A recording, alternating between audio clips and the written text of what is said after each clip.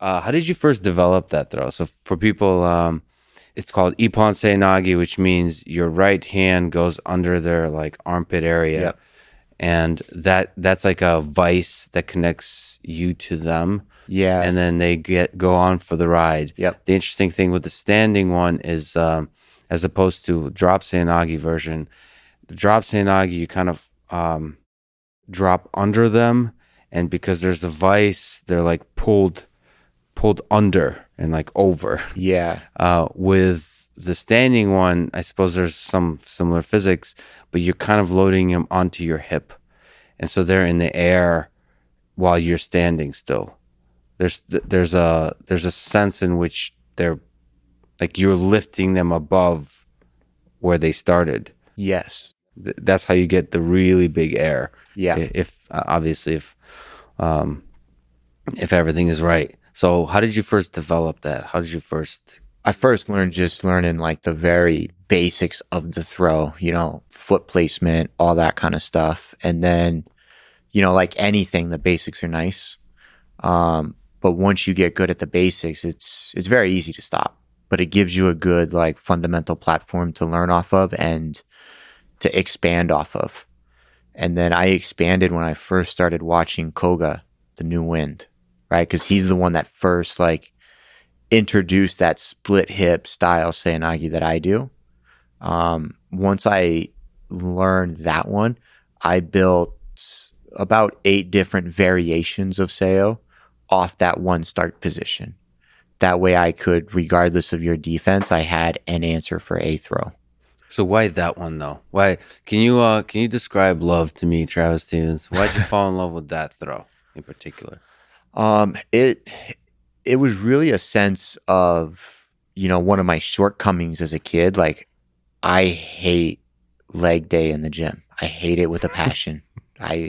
If you ask me to do a squat, I'll get it done, but I will bitch and moan every step of the way. Yeah. I hate it. I remember one time I was at the gym with my trainer and he goes, "Okay, we're going to do front squats and I want you to put 225 on the bar." And I was like, "I can't do that." And he was like, "What do you mean you can't do that?" And I go, I physically, I can't do that. And he was like, "Are you serious?" And I go, "Yeah." So he didn't believe me.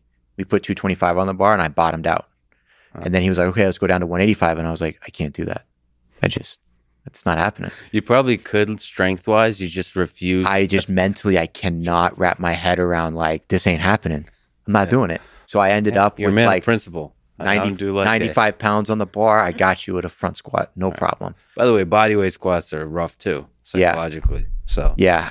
When it comes to my legs, like I want no part of like leg pressing, single leg squat, split squat, any of that. I want no part of it. So you think like the more traditional variants of Seoi Nage require you to, To have that leg strength, yeah, that mass. Like when you watch Japanese judo players, like their thighs and their hips, they're thick. They got a lot of power there. so you're almost like always dropping a little bit into a squat position with a For good, mine, never. no, not you, sorry. For them, The yeah. traditional ones. Yeah.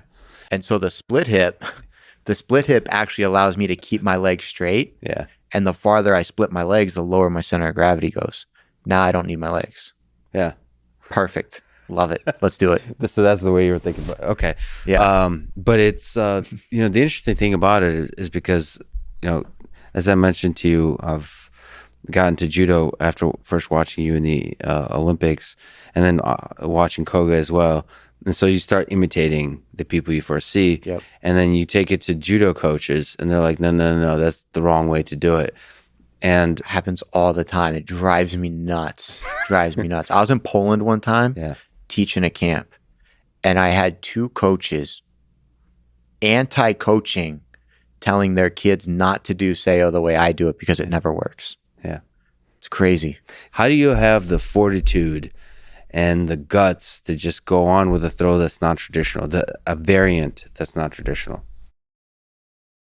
If you think about it, from a very basic like root of it, there's a philosophy and a mentality of judo of how the throws work, right? There's a mechanical structure there of like, this makes sense. If I follow that principle, I can do anything I want.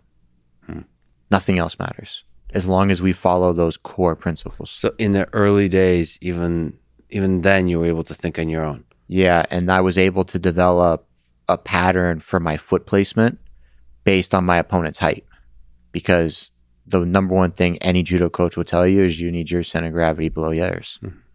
Well, now I know exactly where to put my feet, because the shorter you are, the bigger the split, because the lower I need to get. The taller you are, the less of a split I need.